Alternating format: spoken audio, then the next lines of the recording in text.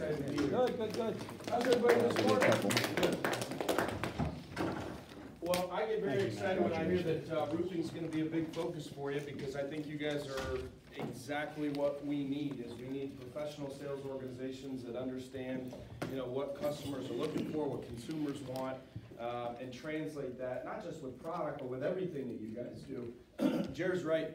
I have seen you guys, for many, many years, and seen the evolution and seen the growth, and it's incredible. And I think you guys work for a company that really cares about its employees, but also cares about the customers. You can't get to where you're at, right, without really making sure that you care about what the customer experience looks like. And I think that's a lot of what we're trying to do with our products.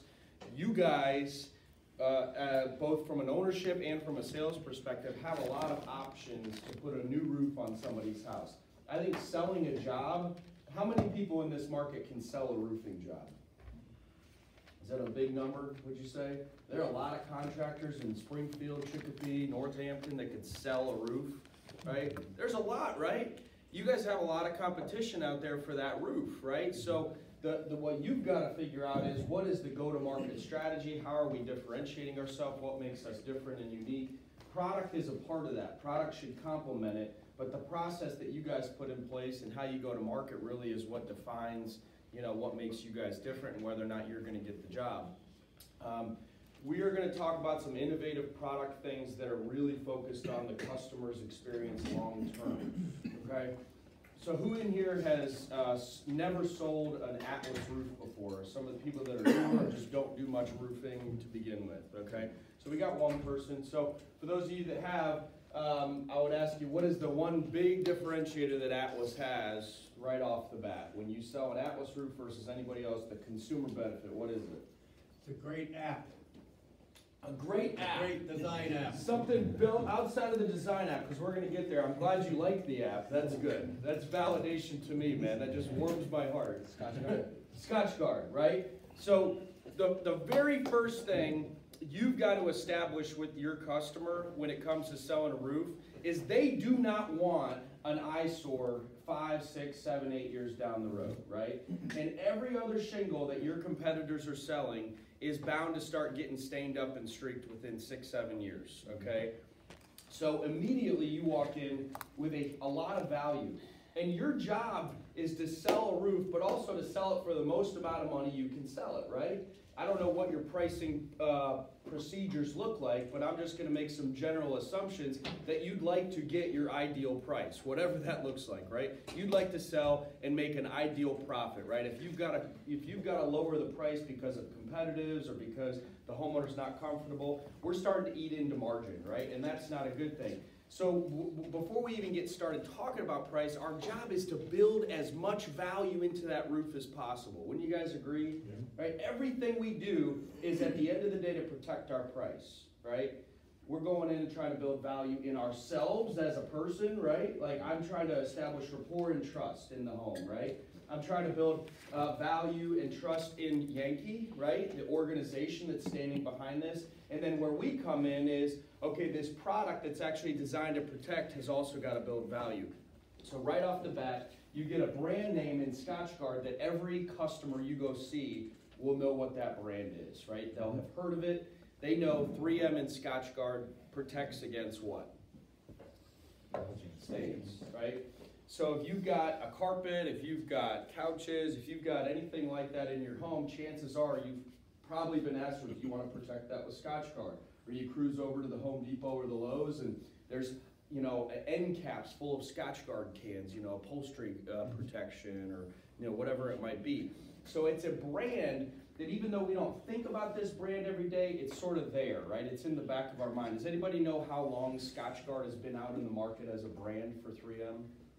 70, 80 years. That's about right, 70, 75 years, right? So think about that. You're bringing a brand in that consumers, right, not roofing people, right? We oftentimes think, oh, I'm competing against GAF guys or Owens Corning guys or whatever, right? Those contractors actually have a much tougher time creating brand recognition with their customers than you do because consumers don't buy roofs very often. Would you guys agree with that? Mm-hmm. Are they dying to write you a check for a roof? Are they saying, oh my God, I can't wait, you're here, thank God, I've got $18,000, can I pay you up front, all in cash? Oh, you can't get to it for a couple months? No problem. Is that how your customers act when you try to pitch them a roof? No, man. It's like getting a root canal. Nobody wants to do a roof. We do a roof because one of two things. We do a roof because we have what? A problem, right? I've got some shingles that blew off. I had hail come through. More likely in this case, I've got a leak. I don't know where it's coming from. And then what you guys have to do, the second reason they buy a roof is because you've built urgency in them, right? So how do you build urgency in selling a roof, right? Throw some ideas out. I want to hear what you guys do. What do you do? Forget about product for a second, but you get a roofing lead, right? You send over a lead. You're sent out on a job. How do you build urgency in somebody that this roof needs to get done? You don't want to wait, right? What do? Mold remediation. Mold remediation. That's a good thing, right? We don't want to strike fear in people, but we want to be real about people about the real potential risks, right? That's one thing. What else can we do? Replacing sheetrock and painting and. Yeah, you paint a picture for them about the nightmare they've got if this leak gets worse, right? That's important, right? What else? You guys take pictures on job sites? Yep, water stains Right. in the ceiling. So this is really, really important. This is one of the most basic things you can do to build urgency. We believe what we see. Would you guys agree with that? I'm a visual learner. I think a lot of people are that way, right? You've got to take pictures of what's happening on their roof, in their attic, and you've got to show them, you know, what the problems are, right? Because I think here's the thing that differentiates salespeople that do that versus salespeople that don't. A lot of your competition is running around and they're just trying to quote, right? And they're hoping that they land 25%, right? That's what your competition is doing. Okay, the reason you're going to win at a higher clip than that, if you're good, right, is because you're building urgency and doing the things they're not doing. So you're walking them through a presentation of pictures of, let me show you what's going on your roof. So that's another way we build urgency. Any other ideas? I know you guys do it. What's one of the biggest obstacles to selling a roof? For the homeowner. Put yourselves in the shoes of the homeowner. How am I going to afford this? How am I going to pay for this, right? That is a huge obstacle to anything you guys are selling. You guys are not in the toaster business, man. You guys are in the big, expensive home remodeling business. Windows, siding, doors, roofing. This is big money we're spending on this stuff, right? So you've got to make it really easy to sell it, right? So you guys offer financing, right? Guess what? I asked, we did this event yesterday, you were there, I said, how many of you guys in this room are offering financing? 30% of the hands went up. 30%, right? And that's up a lot from a few years ago, okay? So what I would also encourage you to do is don't wait to establish that in the meeting, right? And again, I'm not trying to tell you what your process should be, but I can tell you this. If you sort of tweak it and you're afraid to talk about financing, you're missing out. If I were you, I would establish that very early. Hey, I just want to make sure you understand that we have a lot of flexible ways to take care of this because home improvement projects can be very expensive. We obviously take cash. If there's an insurance issue, we can work with your insurance. We take credit cards, that's no problem. And oh, by the way, we also offer many flexible financing programs. So if you're looking for a low monthly payment or a no interest, no payment program, we've got lots of ways for you to afford this very expensive project. So what are you doing? You haven't talked about price or your $18,000 bid. What you've done is you've conditioned their brains to understand this is going to be expensive, but I'm going to be able to figure out a way to make it work, right? It's all about conditioning their minds before you actually get to that. And then what product is supposed to do is complement what you guys are doing, right? So we're not supposed to be the lead, right? I've always said that if you lead, if the product is the most important thing you're doing, then you're not running your business the right way. It shouldn't be, right? Product should be the complement to a really well-run business. And I'm looking at a really well-run business, right? You have great branding and marketing. Our vice president of sales and marketing, Jared, walked out of the room. I was hoping he was going to be here when I said this, but he puts on the news. This is his thing. He gets up at 5:30 in the morning, and he's here in Springfield yesterday at the Hilton Garden Inn, and he flips the news on, and he sees the darn goat. You know, he sees Jer with the goat. Sheep, whatever. Say, there you go. I didn't see the commercial. I heard about the commercial. I don't watch the news. See, I'm a scroller, man. I get my news on Twitter. I'm one of those guys. But think about that, though. The vice president of sales and marketing's never been to Springfield, Massachusetts in his life, and the first morning he wakes up, he sees your boss with a sheep on TV. I wear a money suit. That's the kind of stuff I love, man. Yeah. Because guess what? Your customers already have a sense of sort of like their guards down a little bit. Oh, I've seen Jer on TV. You know, that kind of marketing is really powerful, right? So you've established a brand. The owner is actually the face of the company, so they know that when you walk in, he's standing behind it, right? That's really powerful, right? So again, what product is supposed to do is complement everything you're doing, but you have a powerful brand, you get it, you understand offer and financing, okay? You understand how to go in and build value, right? So now what can we do to complement from the product perspective? Any questions, any other ideas on things you guys do? Remember, you're talking to each other too, right? So for those of you, what are some other best practices you use or tips or tricks in the home to build urgency? Any other ideas?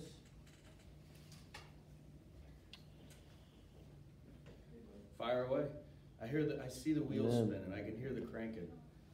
I mean, I'm constantly looking for any type of water stains in ceilings and Right. seeing if I can somehow connect that Right. to flashing issues or. Connect the dots, right? Yeah. What could be going wrong? Yep. Yep. Two things happen when you wait. Problem gets worse, things get more expensive. It's better to do a roof when you want it, not when you have to, 'cause when you have to, it's too much, too late. Absolutely. Set the ground, work from there. And most roofing contractors are there when it's late in the game, right? You guys are there often a little earlier because you're selling other products, right? You know, you may have an existing relationship from a siding or a window job, right? So I think it is different. You're right. The longer we wait, the more expensive this problem's going to get. Yeah. In the summertime, I've taken a drone, flown it over their house, Awesome. then I plug it right into my app, and I showed the images there, just so we don't have a ladder, I mean, I don't get on the roof, Yep. so. Yep. Just, Absolutely. if they see it, you know, I take them outside and rip their house apart, Yep. and then they go, yeah, and it's just kind of the way it is, it's a visual thing. Right. Has anybody ever tried this? How do you feel walking home and looking up at that sort of old tired roof? It's 40% of what you see when you come home every day, right? That's another way we build urgency. Again, forget about the product. Are you really happy when you come home and you look at your prized possession, your home, and half of the roof just kind of looks old and tired? Curb You know what I appeal, mean? Curb appeal, right? And a lot of times, my wife and I have fallen into this. We go and we say, oh, we'll put that off till the kids are a little bit older, or we'll put that off, you know, until we get ready to sell the house. And then sometimes we sort of remind each other, if we put that off, we will not get to enjoy the money we're putting into the house. And I think a roof is definitely one of those things. You know, when you do a roof, everybody notices, right? You know, you don't sort of notice the old tired roof. It's just sort of part of dragging the whole curb appeal down. But when you do the roof, it's like, whoa, right? What about before and after pictures? Do you guys show before and after pictures of projects you've done? For me, that is a huge urgency builder, right? Having those before and after pictures, whether it's roofing, siding, windows, whatever it is, look at the transformation this makes. I get really excited as a customer when I see before and after pictures, right? So there's a lot of little things you guys can do, right? You know, show me what this could be. That goes into some design tools, which we will talk about, right? That we've got some things. So let me pivot now and talk about what you guys can do from a product perspective to build some urgency. We have our StoreMaster shingles, which you guys have been using and aware of for a long time, and also our Pinnacle product. And we've made some major changes to how we're going to market our StoreMaster product. So just to sort of benchmark it, because I know there's a little bit, it sounds like you're newer in the roofing game, right? There's two major sort of types of asphalt shingles out there. There's sort of standard, what we call blown asphalt, right, which is most shingles. It's your GAF Timberlines, it's your Certainty Landmarks, it's your Owens Corning Durations, it's your Tamco, your Ico, your Pinnacle, right? So our Pinnacle, pristine, these ones here in front, these are sort of standard, what we call blown asphalt, right? Then there's polymer modified, also referred to as SBS, okay, shingles. Those are the StoreMaster products, right? And there's a couple other modified shingles available in this market, but the difference is this. Polymer modified shingles have a rubberized molecular sort of molecule that gets blended into the shingle that gives it some unique characteristics, okay? And I'm gonna go through those things in detail. But the real key thing you need to know is old technology, state-of-the-art technology, right? It's sort of saying this is the future of roofing shingles from a longevity standpoint.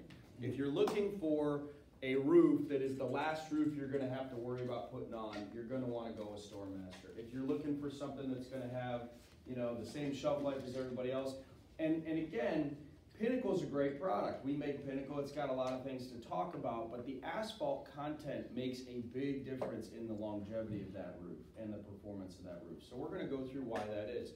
Because in my mind, what do you guys typically do? Do you guys offer Pinnacle and then upgrade to Shake, or offer Shake and downgrade to Pinnacle? Only offer Shake. Only offer Shake, right?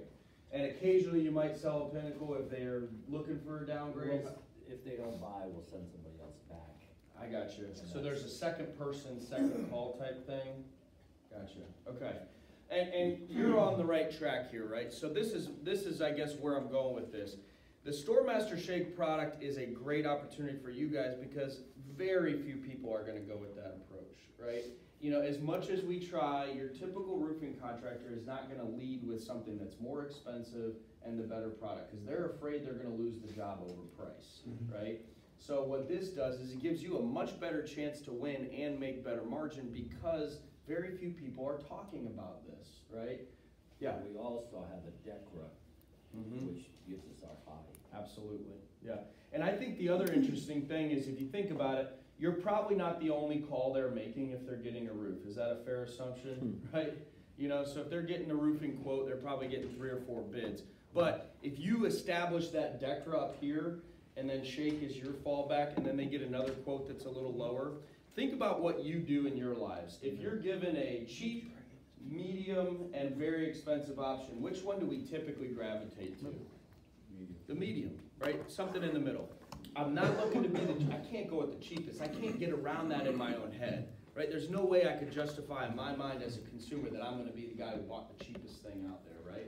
But I'm looking for the most value for about my budget, right? So there's a different way of approaching that. So starting with that high-end DECRA, and the other thing I'll tell you about DECRA is I have no skin in this game, but you'll never sell something you don't offer, right? So I think it's good that you offer that, right? If you can make that margin on that product, but no, most people are probably going to drop back into that middle, right? So let's talk about StoreMaster. Okay, so styrene, butadiene, styrene is sort of what SBS means.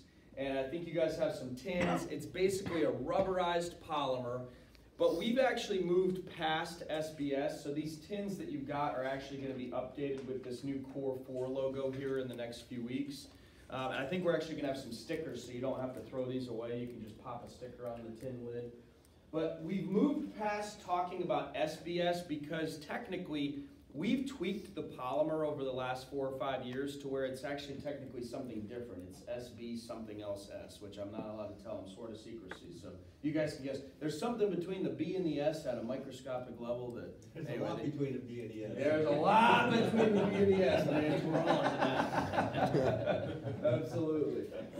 But moving forward, and this is also to help differentiate Atlas from other SBS products, right? So there's some of our competitors have said, wow, we see what they're doing. We're going to come out with SBS.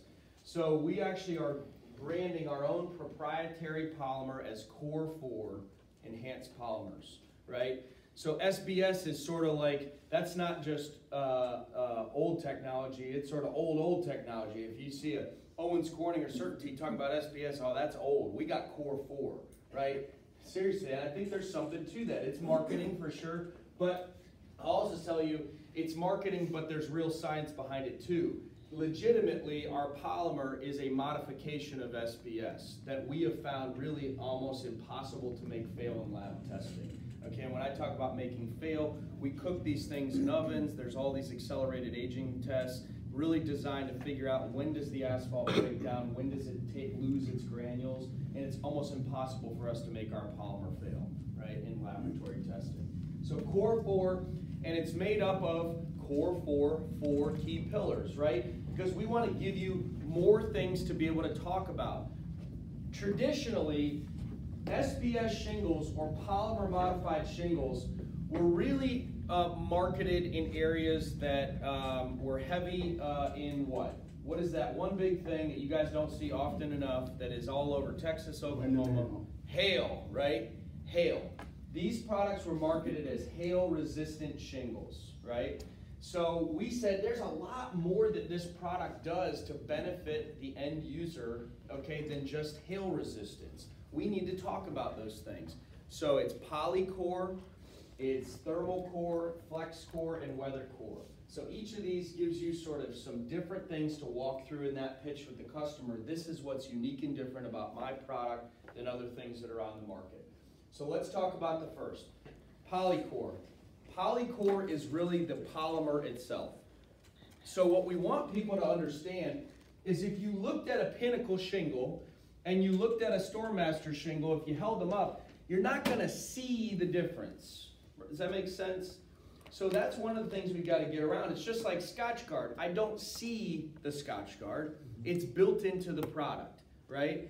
With a can of Scotchgard spray, you take that can and you apply it to an area. You can see it going on, but ultimately it's invisible, right?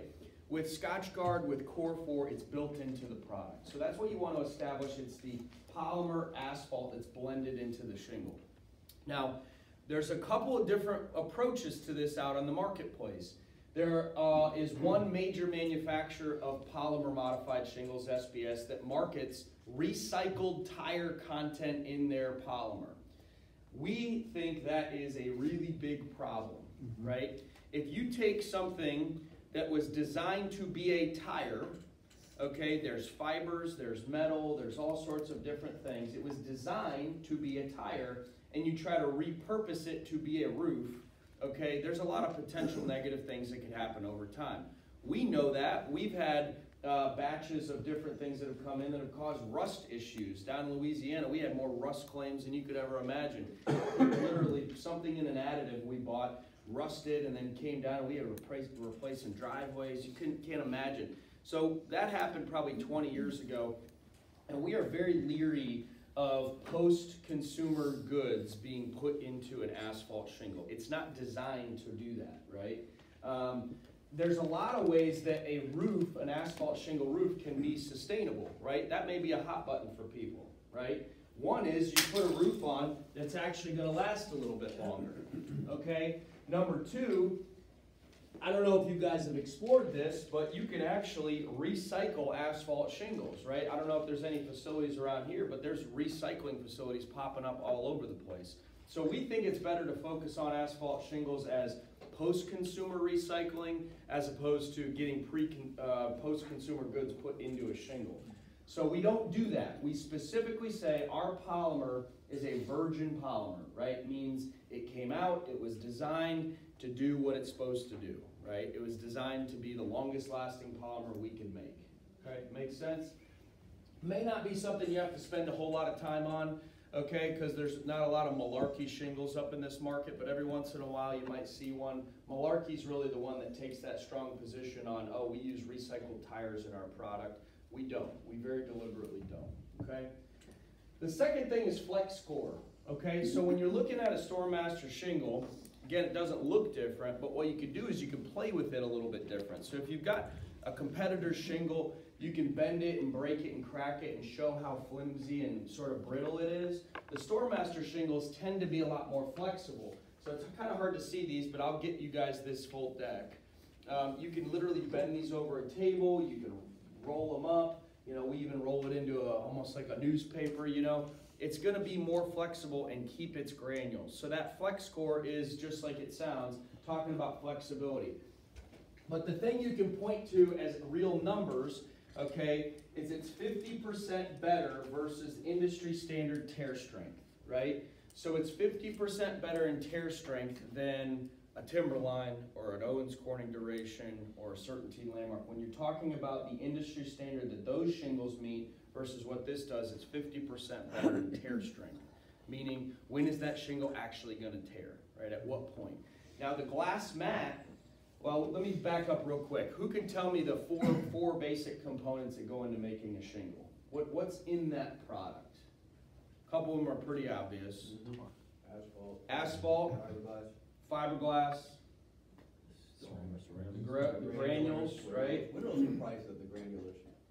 Granule is basically a rock, right, that's blown up out of a mountain and ground down, and then they put a copper coating around some of them and then a ceramic color coat around the rest, okay? So that granule is the third, and then there's also limestone. Limestone acts as a filler. Sort of think about like binders, right? You know, like in soup, right? You know, you need a binder to keep it all together. Limestone acts as a binding agent for the shingle, okay? But it's the fiberglass that I want to talk about.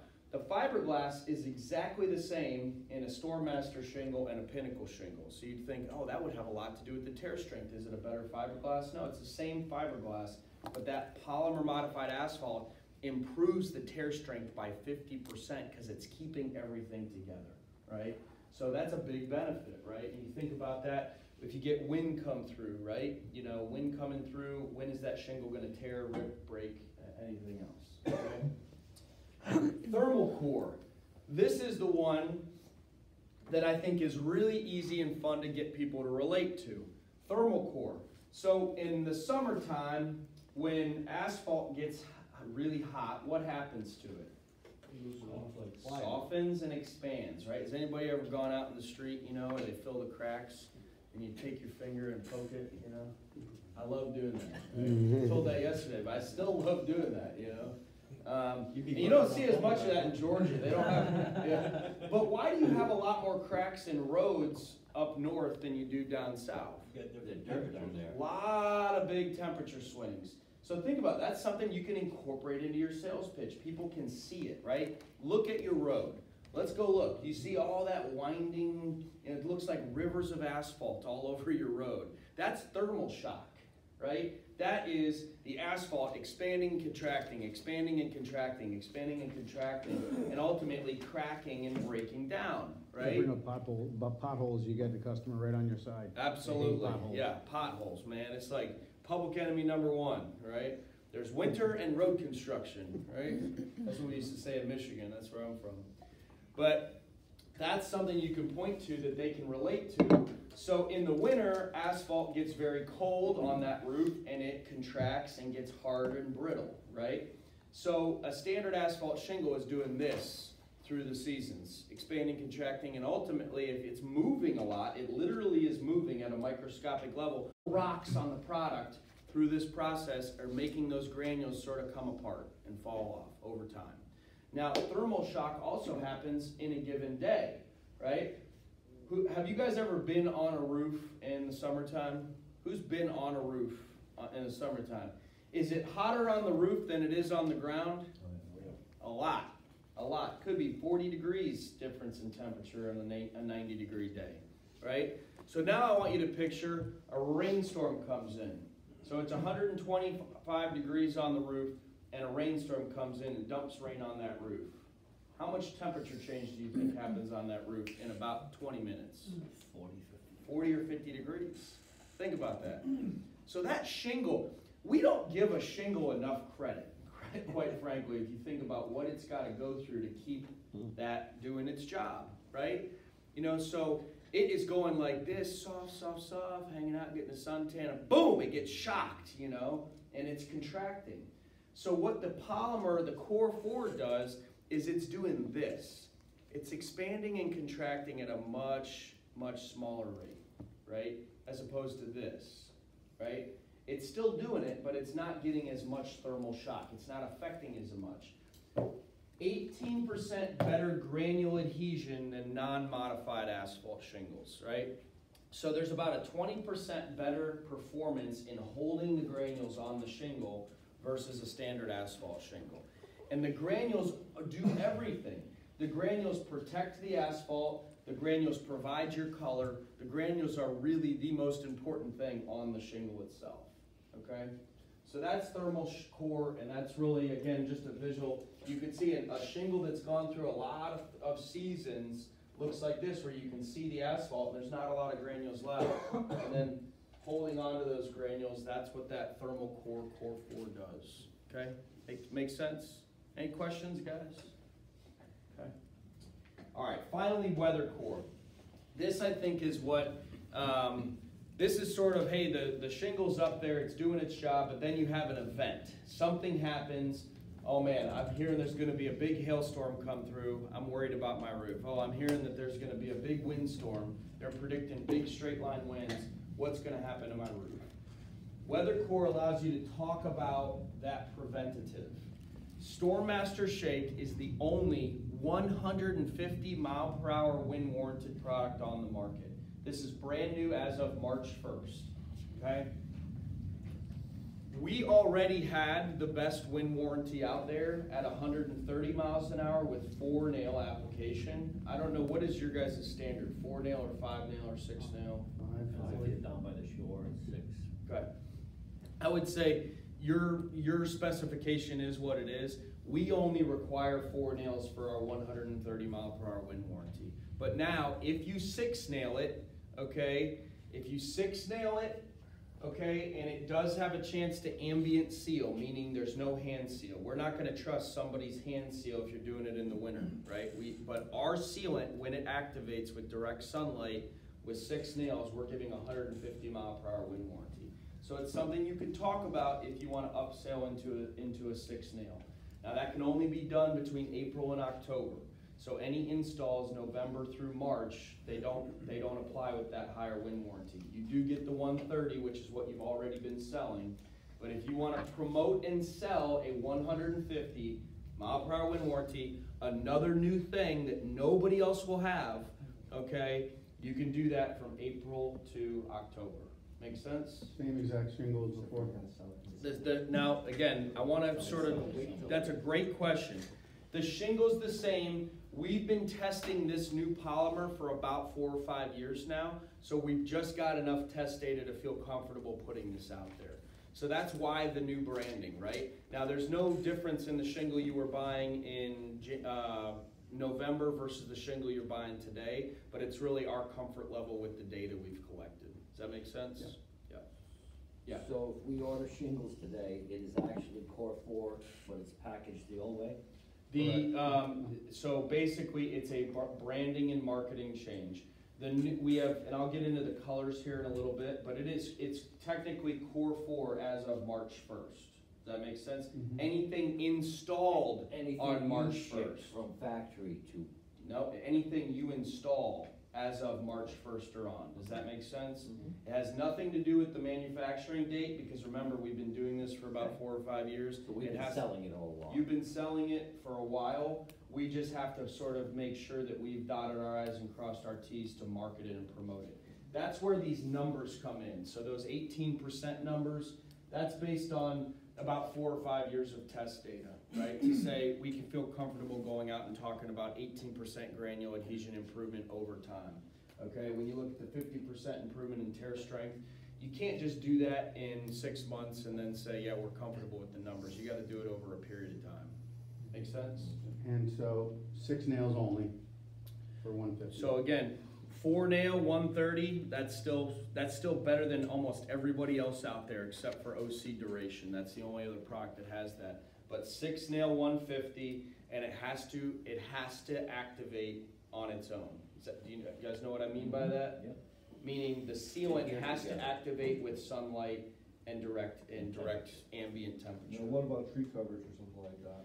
Again, as long as it's April to October and eventually it does seal, it's good, right? It'll eventually seal, okay? But we're saying April to October because that's when the ambient temperature should be enough for the sealant to activate. If you're in 20-degree weather with direct sunlight, it's getting tacky, right?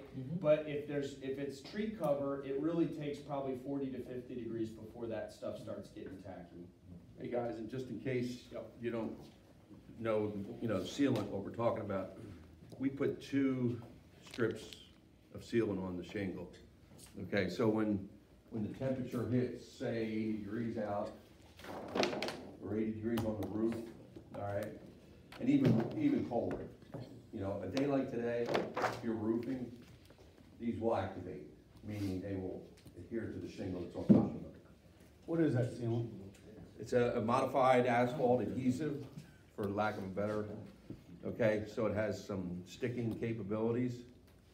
But we put R2 on the front of the shingle because a lot of guys put it on the back, okay? Now that back asphalt's gonna try to stick to granules, okay? Our smooth back is gonna stick to 2 lines of sealant, all right? I can tell you, I get calls sometimes is how the hell do we tear this off? And we had an 80-mile-an-hour wind down 3rd week in February in eastern Pennsylvania. I don't think I got 1 call for a blow off. So, blow offs are big, right? Especially up here. These are the things you can talk about. It honestly becomes a challenging product from a repair perspective because eventually it's turning into a membrane, right? That it's bonding together, right? But that is what it is. If that happens, that's the cost of it. But our job is to put the product on and make sure that it doesn't go anywhere, right? That's the job we've got, right? Got a question? So like here, in all these pages, you're comparing it with 18% better adhesion than the standard shingle out there. And I know you guys have been testing with the Core 4 for a few years now, but do you have any statistics on how it compares to the SBS shingle versus the Core 4? We do, and that's sort of our next phase of this, but we're probably another year away from posting how it compares to other modifieds. And the problem with that is we're comparing to GAF's polymer modified, CertainTeed's, Owens Corning's, so they all have some. But we do plan to release some statistics on that as well, but we're not quite there yet. There is an improvement on ours versus our own and versus everybody else we've tested, but there's not enough data. There's still too much variability in it to feel comfortable posting it. Yeah. Great question though. Yeah. I think at the end of the day, you're not going to be up against a lot of other modified shingles being sold, but we think that that's going to change over time, so we do know that data will be really important. But we're also the first position we're taking is Core 4 is different, enhanced, and better than SBS, right? That's the first step we're taking with this, and the next step will be, here's how Core 4 is specifically better than this SBS, and this SBS. Again, they're all new to it. They're all coming into this pretty late in the game, right? All those competitors are in response to our StormMaster shake. And they're also probably in the neighborhood of $40 to $50 a square higher than StormMaster shake, so that's, it is what it is, so, yeah. And I don't think that's an indication in any way that they're better. I think that's just their go-to-market strategy is to be more expensive on anything. So anyway. So great question so far. So let's get back into this WeatherCore. WeatherCore is 2 things. One, it's the wind warranty. We talked about that, okay? And Gus talked to you about this, and a couple other things on this. Gus brought up some really good points. The other thing, other than just the sealant, so he's talked about the smooth back applying to this, right? It's a lot easier for this to stick to this, okay? But the other thing is gravity. Really the job of the sealant, right, is to sink down in between all the crevices and cracks and bond to the fiberglass. So in the middle of this, right, the core of this is really fiberglass. So we want that sealant to bond to that fiberglass, right?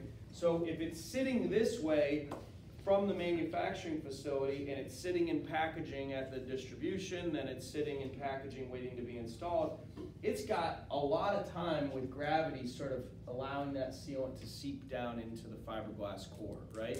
So when you see other competitors where they put the sealant on the back of the shingle, gravity's working against them, right? Gravity is not helping it seal to that core. It doesn't actually start seeping down into the core until it gets installed on the roof. That's why our product almost never blows off, right? And we see a lot of blow-offs from our competition, right? So we very deliberately put that sealant on the top of the shingle. The other thing, Gus, show the back of that. How many different, count the contact points on that shingle there.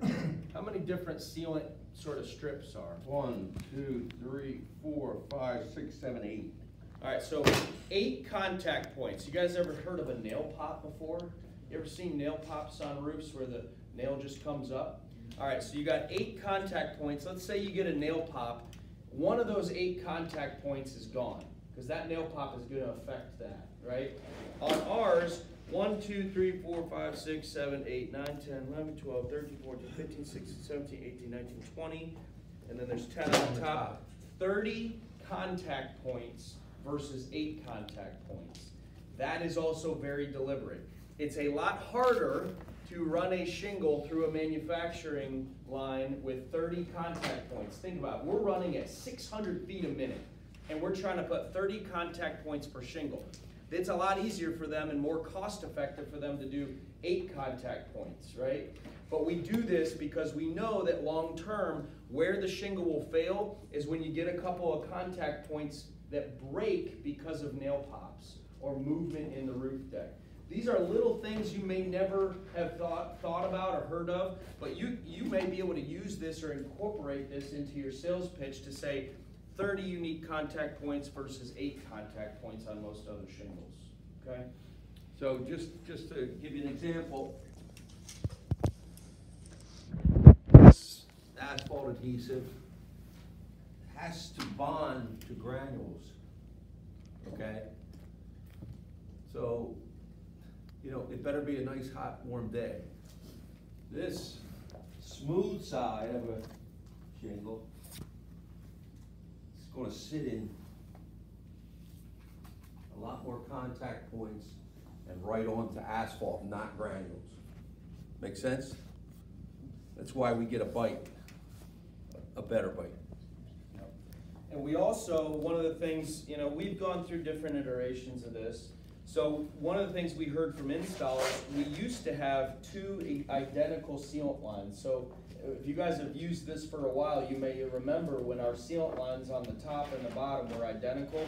We took 1 stitch out of the top, so there's 20 on the bottom and 10 on the top, so that the installer, when they're putting their nail gun in, doesn't get the tip of their nail gun caught in a gooey sealant line. Yeah, so there's 100%. even a benefit for the installer, and we didn't see any performance decline by taking that 1 stitch out on the top. So just a lot of little different things. And then Gus sort of showed this. Why don't you show that 1.5 inch? I call it the middle finger to the competition. So, if you guys, You can't unsee it now, right? This shingle's flipping you off. this is the common bond, right?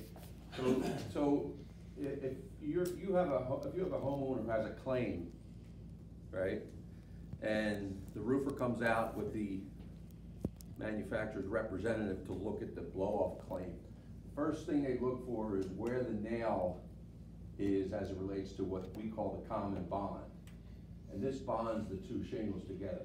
Ours is 1 3/4 inches? Inch and a quarter. Inch Or and- inch and a half. Inch and a half. It was 1.25 inches, wasn't it? Okay. It was 1 1/4, we increased it to Okay. 1.5 inches. Okay, so your installers can't miss this. Okay, if you're missing this, you had a hard night. Challenge taken. Okay, you had a really hard night if you're missing that. Our competition, and it's really all of them. Here's their common bond. All right. Think about trying to hit that 4 or 6 times Okay? every So single that's, time. that's 7/8 of an inch of common bond that holds the two, a laminate is 2 pieces. The common bond holds the 2 pieces together. The nail holds the shingle together on the roof. If you miss that, your claim is denied. Okay? All of this is to build confidence when you're out there knowing that you're selling the best shingle that you possibly can, okay? The other thing, as far as blow-offs, is I call these the dragon's teeth, okay? 2 layers of asphalt holding the dragon's teeth on, okay? You go to ours, dragon's tooth, okay? Okay. 3, okay? Again, building your confidence, knowing that when you're talking to somebody, you're selling the best possible shit. And again, that's the other thing why we spend so much time on this is if you looked at the shingles, they're not gonna look a lot different from the surface, right? But it's really all these little details that really make the product perform, right? And I think that, you know, no manufacturer's perfect. Every manufacturer goes through issues, right? The way that we respond to those issues on a one-off basis when they happen to your organization is, I think, the first thing that defines an organization. But the second thing that we really take a lot of pride in is how have we evolved our product over time to not continue to have those issues. We want to take your issues down to as close to 0 as we possibly can, right? And that's why you see a lot of these differences and changes we've made in the product, right? So the second part, so just to finish the win, here's some statistics you can point to. 64% improvement in mechanical uplift. What mechanical uplift is trying to show is at what point does the shingle itself break apart, right? At what point does what Gus just showed, the actual 2 layers of shingles break apart? So 64% better. It's a lot better in mechanical uplift. That has to do with wind, but it also has to do with the shingle actually just doing slide out. Has anybody ever seen where the laminate sort of slid out, right? When does that sealant fail, or when does it fail on the uplift? And then the other one is 50% better in fastener pull-through test, okay? So this is one of the best products out there in terms of making sure that if you were to pull a shingle that was fastened down up off of the deck and try to get the nails to break through and pull the shingle out. You ever done that, right? Where literally the nails stay in the deck, but the shingle comes out. Okay, 50% better than standard shingles, and it's because of the Core 4. It's because of that asphalt, right? There's nothing different about this product versus our Pinnacle product, okay? But it performs 50% better because of that polymer modified Core 4, okay? Make sense? That's why we're offering that 150 option. 2 sealant lines on the top of the shingle, 64% better mechanical uplift, 50% better in fastener pull through.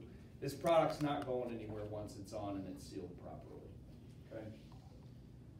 The hail portion of, basically there's a standard test out there, Underwriters Laboratories. You see little UL logos on all sorts of different products. I bet if we looked around this room, you'd see UL logos on everything.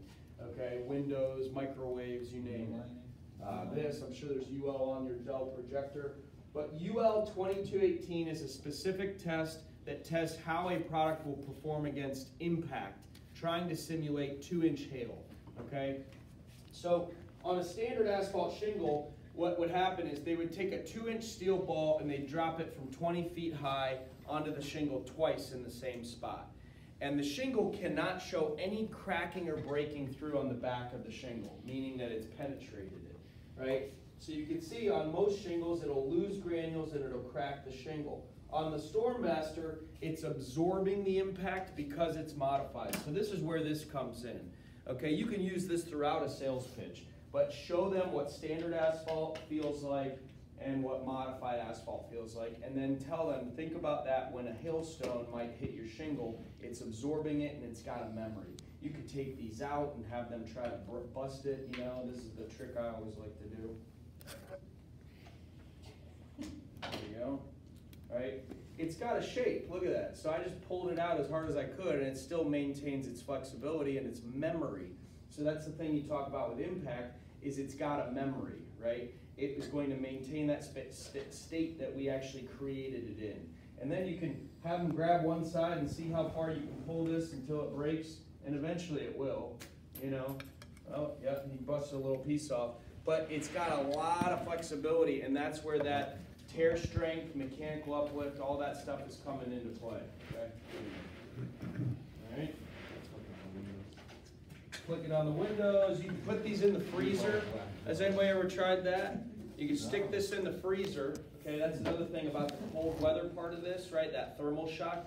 Put these in the freezer before you go out on a sales call and show them how it remains flexible in really, really cold temperatures. That's easy, just leave it in the trunk. Leave it in the trunk, there you go. Yeah. Right? Look at that, Stan, it's There you go. flexibility, right? And then try to do that with a regular asphalt shingle, and you see how far you get. You know, it's going to crack and break very quickly, right? So you can roll that shingle up Before you even put it on. Yep. So what temperature is the impact, when you drop that steel ball 20 feet, is the shingle itself at a certain temperature, or is it colder like with It is, here? yeah, it is at a certain temperature, and I don't know exactly what temperature it is. That's a great question, but it's whatever their test standard states, and everybody has to perform at that temperature. Yeah.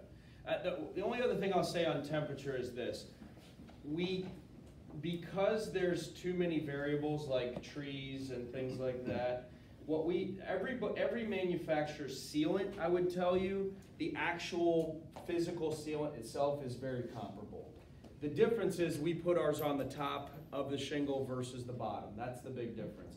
But every manufacturer states, I think 40 degrees and rising with direct sunlight is when we can guarantee it'll get tacky, right? Everybody states that. But we do state that our shingle will remain flexible down to 0 degrees, okay? And the reason we state that is exactly what we're talking about. As it gets colder, is that shingle going to remain pliable, or at what point is it really going to become brittle? At 0 degrees, it starts to get pretty brittle, just like anything would. Okay. All right. So any questions about any of the core 4 stuff we've talked about, and then I'll jump into some of the color stuff that's happening. Any other questions? So who can tell me what those 4 key attributes are? Polycore, which is what? The polymers. The polymer. It's what's in the shingle. It's actually the molecular level detail, the strength of it, right? It's what you can't see, but it's what makes it all work. So who can tell me the second one? FlexCore. FlexCore. What's FlexCore? Better tear strength, flatter installation. Yep, flatter installation. I didn't mention that. That's good. That's good you picked up on that. Absolutely. It's going to lay flatter quicker, right? Hold the granules better. Hold the granules better, right? So FlexCore, right? What's the third one? Thermal Thermal core. What's thermal core? mitigates thermal shock. Thermal shock. Resistant to expanding. Granular adhesion, more granular adhesion. Yep, so it's that granule adhesion as it's thermal shock, right? Back and forth. And then finally, weather core. So what's weather core? Impact. Impact resistance, and then one more, wind. 150 mile per hour wind. 150, up to 150 mile per hour wind, right? So that's a lot to talk about, right? That's a lot of things you can do to build value into this roof, right? And we'll make sure you guys have access to that slide deck too, and you can incorporate that in any way that you guys want. So we wanted to freshen the color lineup, but without taking away anything that were probably our most popular colors. So we kept our 5 most popular, what we're calling classic colors, okay? And then we announced 5 new natural expressions. So same price point, 5 and 5. Basically, you get 5 classic colors and 5 natural expressions. We will have boards like this soon for the natural expressions colors as well. But as you kind of look through here, your standard colors of black, Hearthstone, Highland Brown, Pewter, and Weathered. You get pretty much anything you might, any color family you're looking for. But we really wanted to bring some pizzazz. So chestnut has become a very popular color in the Midwest for us. Copper Canyon, the base color of Copper Canyon is Heather Blend. It's really, really pretty. Majestic Shake is a high definition weathered, basically is the way you can think about that color. It's got a little bluish in it as well. Like one of the drops is like a bluish gray granule, so it's really pretty. Morning Harvest is sort of like a desert shake almost. And then Silverstone, we've gotten a lot of requests for a lighter gray, right, which is that product there. Are you gonna be updating the app to include those colors? Yes, the app will be updated within a week actually. So the roof swap app you're talking about will be updated very soon. No Sure. upcharge for those new colors. Stan, that No upcharge. Silverstone, is that like coastal granite? Coastal granite, it's a lighter version of coastal granite. So it's sort of incorporating coastal granite, dove gray, and pewter, but we really just had a huge demand for lighter color. So we may make some more changes. We don't like to pull the Band-Aid off and force the market. We want to see what the market says about the colors.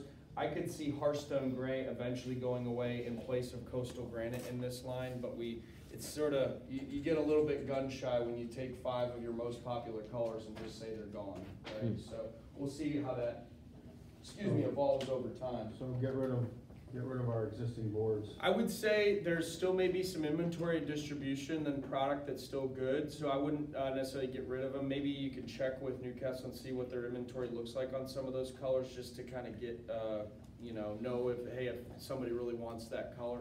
That's really a decision you guys have to make. But the new boards are coming, they're available right now, so yeah. What is the UV resistance on any of those colors?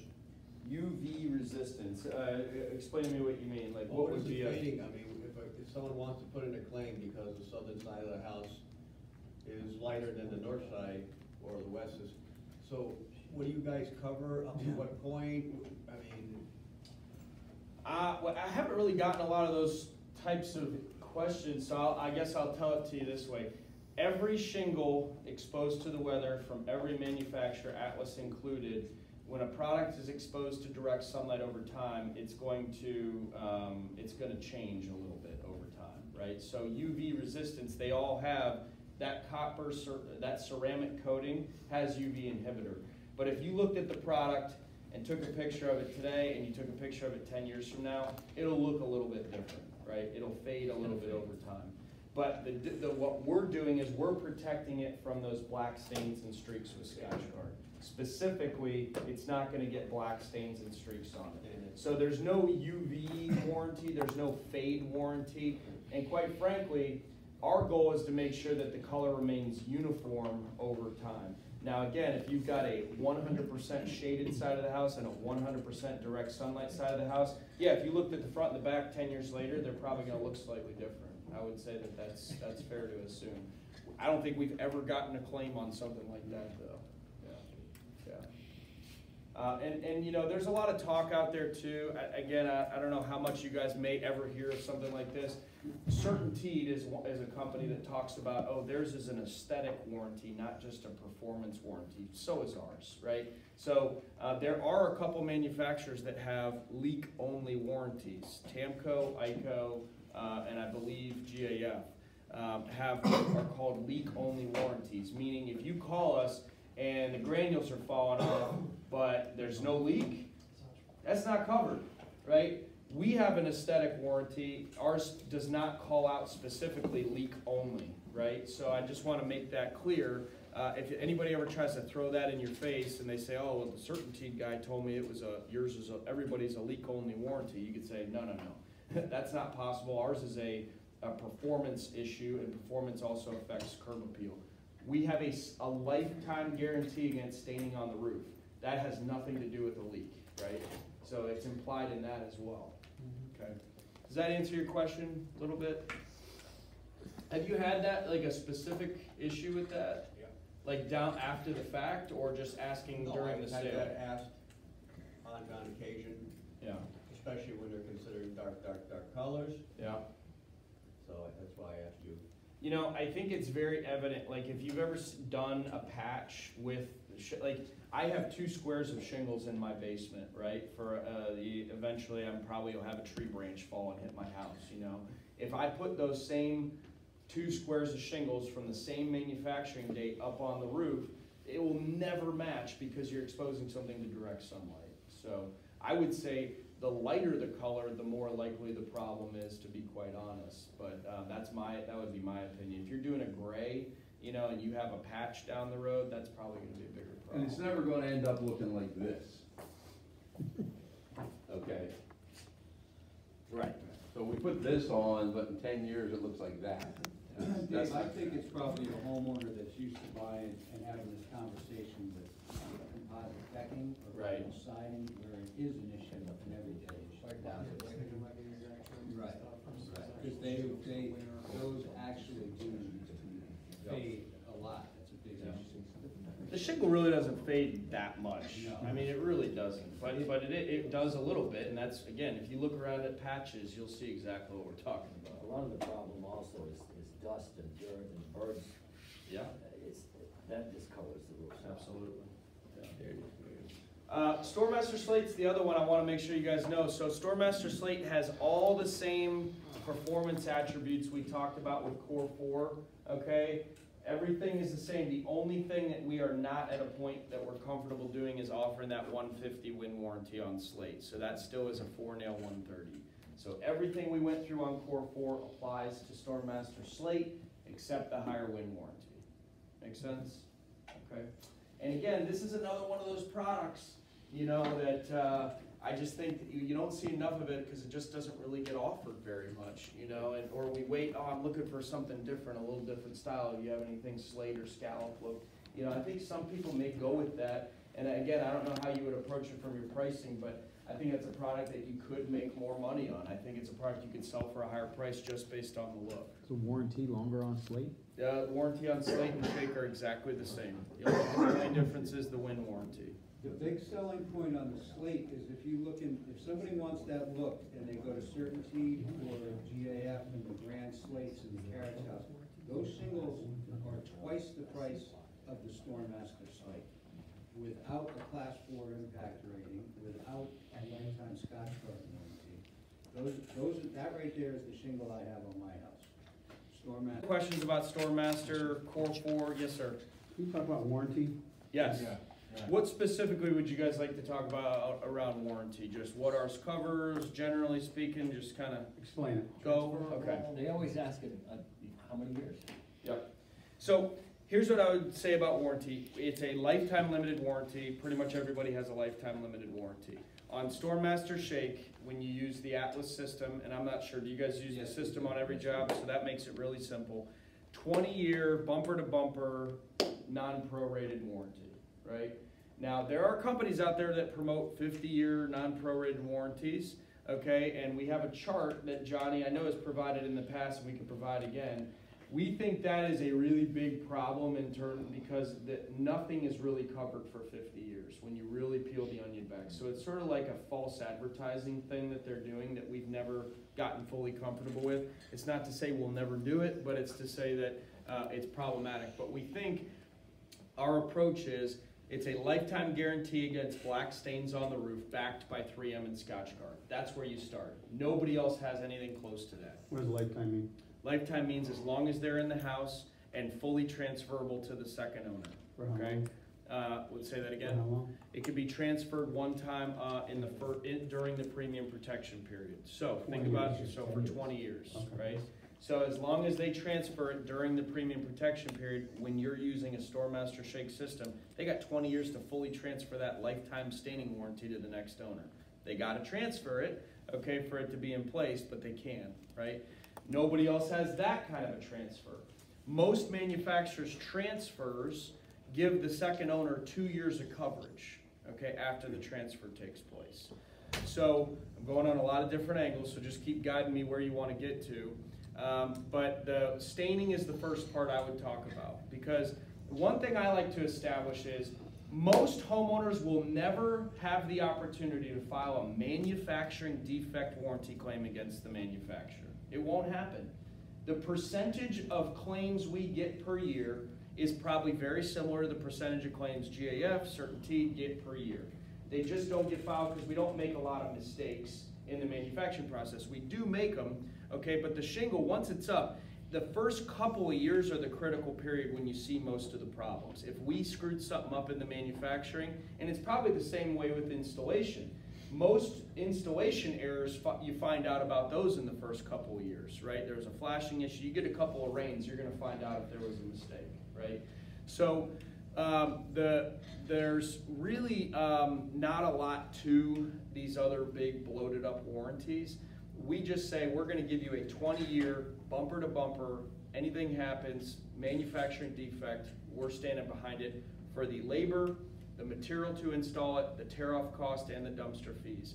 Essentially, it's a no dollar limit warranty to get them whole, right? Deck up. Does that make sense? Yep. So if something goes wrong and it's our fault in the first 20 years, you're gonna be fully covered, whatever it takes to make sure that that roof is made whole. Does that make sense? Yeah.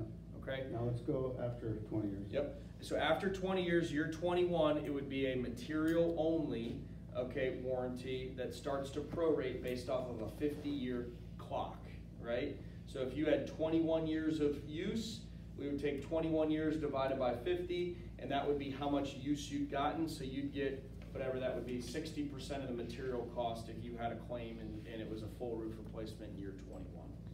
Yep. Make sense? Not Scotch Guard. Scotch Guard's out of that. So the Scotch Guard is separate.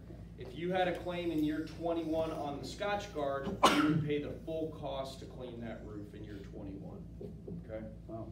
And year 31. You won't pay a penny to take care of streaking on a roof for the life that homeowner's in the house, okay? So if a roof cleaning costs $1,500, somebody was at the show yesterday saying that there's people charging $2,000, $3,000 for roof cleanings.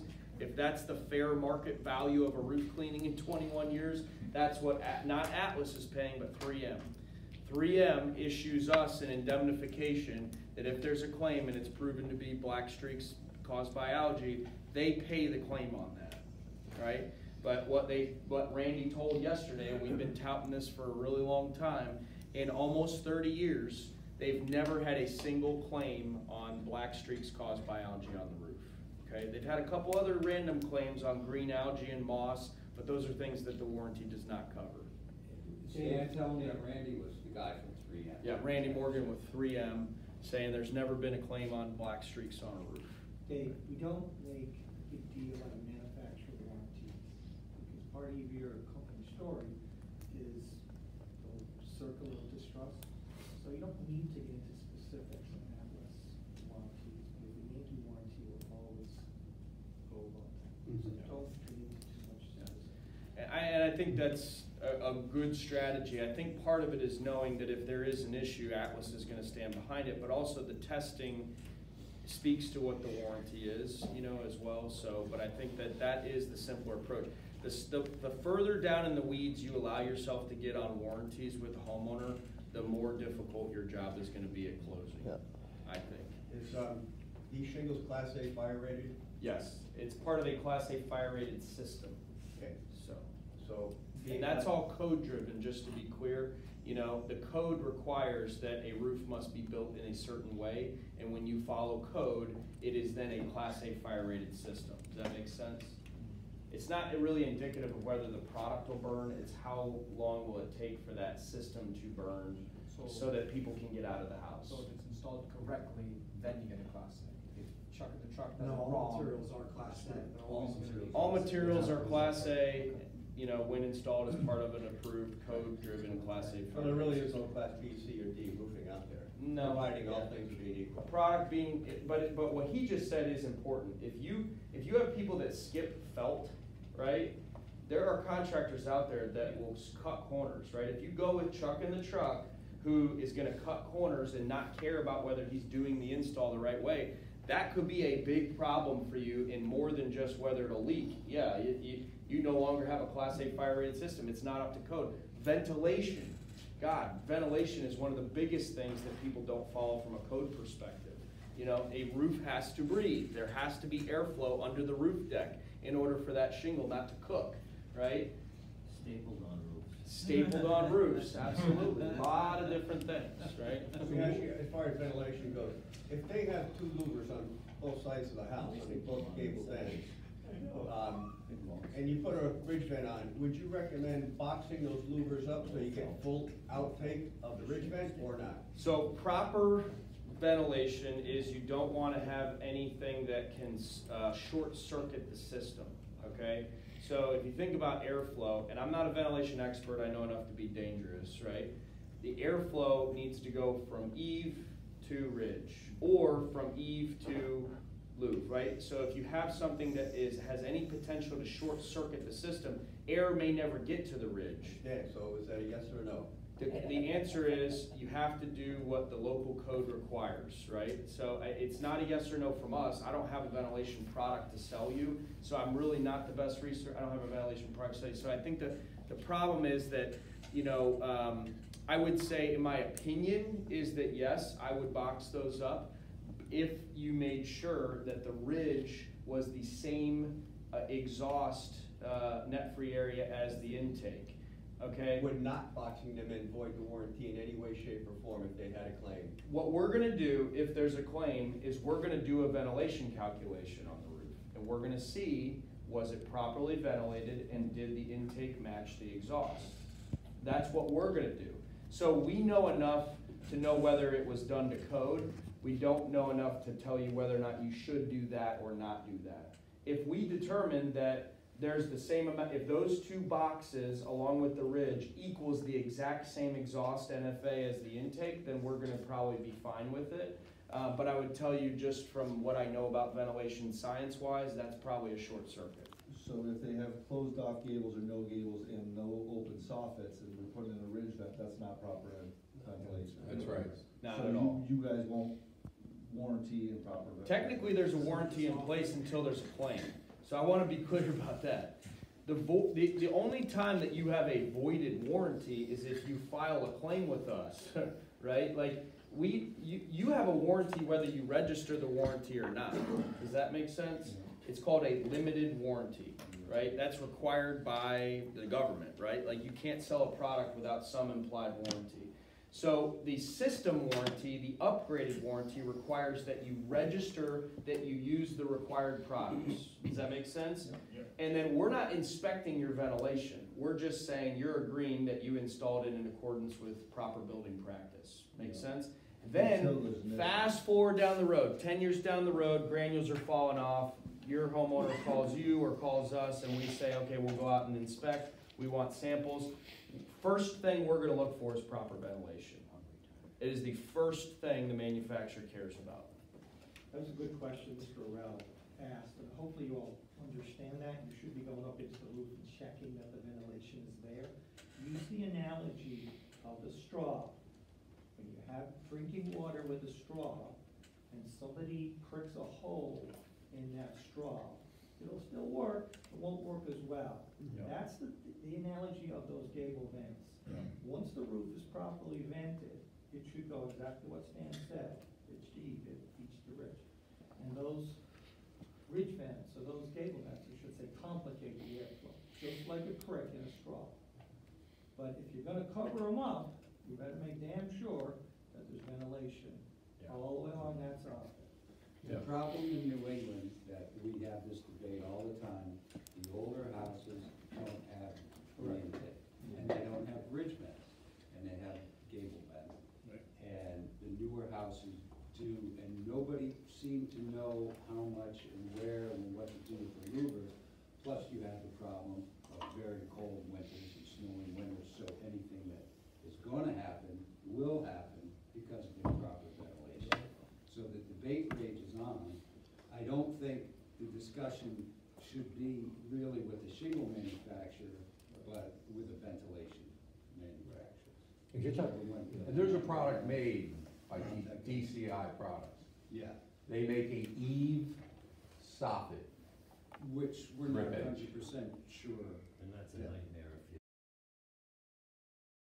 Natural pull won't pull out the top of the ridge vent.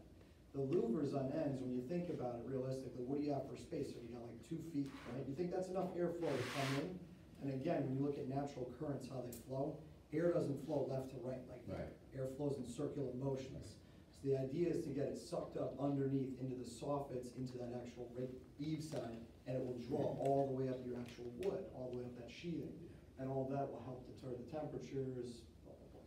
It's called a cold roof. That's essentially what you're trying to do. You're trying to keep the roof underside and the outside as close to the same temperature as possible, because ice dams occur when there's heat applied on the underside and cold out here, and then it just melts and then forms an ice dam, right? And then in the summertime, we're trying to keep ambient air flowing through so that it keeps the roof cooler, because we talked about the roof can be 140 degrees in the summertime. So it's really, I always like to think of it as a cold roof. You want to keep it cold in the winter and cold or cool ambient. 80 degree what isn't really cold, but it's colder than 140, right? So that's the way I like to think about it. The cooler we can keep it, the closer we can keep those two temperatures together, outside and in, the better it's going to be for ice damming and for just overall performance of the shingle. But the power vents, when they're put close to the ridge vent, what's it doing? Short circuit. It's basically sucking in hot air through your ridge vent. It's not taking the hot air out, okay? And there's a lot of stagnant air down where that ceiling floor is. What about Some heat positive sock and in there. negative pressures in a building too, that could affect it? Maybe The pressure can affect it too. That's definitely getting beyond my expertise, but there's some great resources out there on ventilation. So other things on warranty, I would tell you the wind warranty is a big one, right? The wind warranty is, we talked about 130 mile per hour with 4 nail application. If you guys are doing 5, that's fine. You can put 8 nails in it. That doesn't void the warranty. But what we're saying from a performance perspective, this performs at 4 nails better than the other guys does at 6 nails, right? Because of everything else we're doing. And then really at the end of the day, you know, you guys have the opportunity to talk about track record, right? You've been using Atlas for a long time, since 2013, and I hope that when you've had issues that we've responded quickly and well to them, and I think that's something you gotta build in as well. Hey, we've had a partnership with this company for a long time. We've done almost 700 roofs, and you know, we haven't had issues. So I think that's the other thing I would tell you on that. But any other specific questions you guys have about warranty? To go back about the ventilation, with vaulted ceilings, we can't really do a ridge vent or ventilation, so is that already classified as ventilated, or? No, in that situation, we actually make a product, our polyiso division, so there's several things you can do. You could build up a very labor-intensive, basically it's, you know, you gotta build a double roof. We make a product called Cross Vent, that is polyiso rigid insulation with strips, and it has like a 1 to 2 inch airspace depending on the ventilation needs, and then it's got OSB as a nailable substrate. So it's a 4x8 sheet. Now that becomes a very expensive roof. However, that is the right way to do it, right? So it becomes a question of, I could do this the right way or I could do this the cheap way, right? The right way is to build up a second roof. And that comes all the same colors as the? It's just, you never see it. It's 4x8 So that application would be, say, on a log cabin that doesn't have any insulation. Absolutely. So We will not be doing full waterproof underlayment on that either, just make sure that the customer is aware of that. Right. We don't do full waterproof underlayment unless there's ventilation. Right. On a vaulted ceiling, we won't, okay. It's a great product, and it becomes a really high-performing system, but it's definitely going to be an expensive endeavor. But when they build those houses, they should have done that when they built them. They should have. They weren't built to today's code. You guys have rolled roofing? Rolled roofing for like low slopes? Yeah, we don't. Yeah, like a GA of Liberty is probably a simple Is there a product. reason for it? No, I mean, we've looked at it. We have the ability to do it. It just becomes a, you know, it becomes a question. I'll tell you one of the big reasons why we've hesitated on it is if you have a porch or a low slope area that's dripping down onto another area, we can't Scotch Guard protect a low slope, right? The Scotch Guard works because the dew and the moisture have like a wash down effect. So one of the reasons is we can't get 3M to approve a granulated roll roofing. Doesn't mean we'll never do it, we just don't do it today. We got it though. Yeah, they have something. Yeah, it's modified. One thing you touched on was the fact that a roof gets very hot. Now, is there any testing to say the difference of heat between an SBS or the floor core due to a standard, compared to a standard shingle? Like, does the SBS get less hot or more hot? I think roof surface temperature has to do with ambient temperature, sunlight, and color of the roof. So it's not that it gets, it stays cooler, it's just that the asphalt itself is not moving as much on a molecular level, and that thermal shock we talked about, okay, than standard shingles. But the surface temperature of the roof is probably very similar. Okay. That now, the surface temperature of a black shingle versus silver stone is gonna be different, And the for heat sure. gains inside the house, I would imagine. No too. question. That's where ventilation comes in though, and that's where attic insulation comes in, right? So heat retention, oh, sorry. We gotta gotta get these guys the money suit to Boston, and we gotta take the group picture. I think that for me, this is a huge opportunity in the home. Scotchgard is a great thing to bring that brand recognition, but Mike Homes is another one. The only asphalt shingle that Mike Homes and the Homes Approved family are endorsing or approving because of Scotchgard. Mike Homes is the most recognized home improvement contractor today. He was trailing Bob Vila for a long time, but this guy's everywhere. He's on DIY Networks, HGTV, and his motto is make it right, right? So I think that's something that we can really get our arms around and get our head behind, because if you're a homeowner and you're trying to figure out who am I going to do to roof it right, that's the whole thing is Mike Holmes says make it right, roof it right with Atlas and Scotchgard, because this is going to do what it says it's going to do. It gives you a really unique opportunity to have a consumer brand advocate, okay, behind the product that you're pitching. Mike and his kids, there's a whole series of videos on our website and on Facebook and YouTube. Mike Jr. and Sherry, his two kids, did sort of a competition of renovating roofs and talked about the issue of staining. There's a lot of promotional videos. I would highly recommend you guys use this. Let me just show one quick video of them doing it. I'm not sure if the volume's up or not. Yeah, it's not. But anyway, we've got a whole bunch of these videos that you guys can incorporate from a marketing perspective on your social media efforts or incorporate in your sales pitch. I really believe showing a 1.5 minute video of Mike Holmes talking about the product you're pitching in the home is a really valuable use of 1.5 minutes of your sales pitch. Okay, so definitely take advantage of that stuff.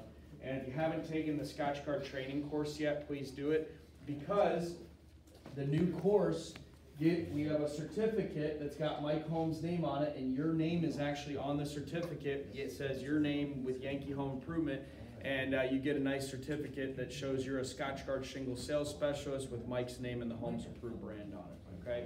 And that's all through the Pro Portal, and you guys can all get access to that individually, okay?